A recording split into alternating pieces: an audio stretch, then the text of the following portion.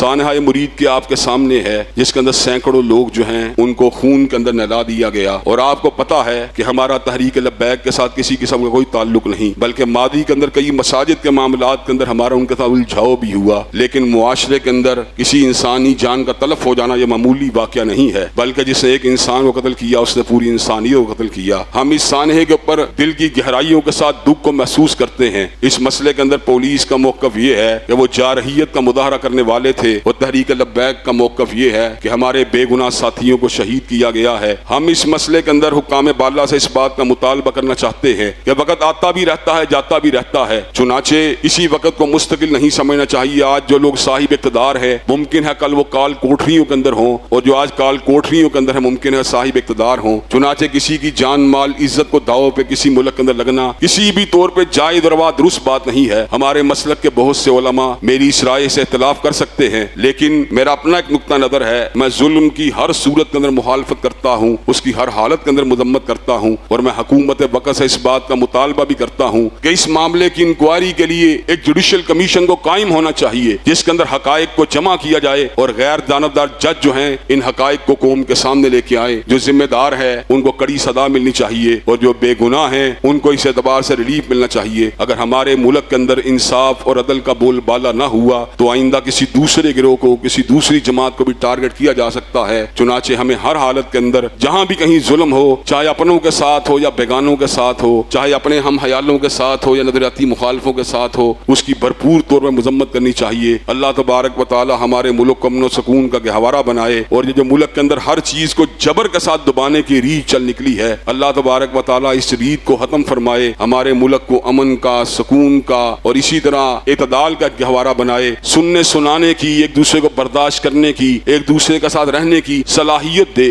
میرا جو بھی موقف ہے مجھے دلیل کے ساتھ پیش کرنے کا حق ہے، اگر کسی دوسرے کو میری بات قبول نہیں ہے دلیل کے ساتھ مسترد کرنے کا اس کو بھی حق حاصل ہے۔ اسی طرح علم بھی پروان چڑھتا ہے، اسی طرح معاشرے کے اندر افکاروں کا پھیلاؤ بھی ہوتا ہے، لیکن کسی کو ختم کر دینا، کسی کو مٹا دینا، کسی کو گرا دینا، یہ ریت کسی بھی طور پہ ہمارے ملک کے لیے درست نہیں ہے۔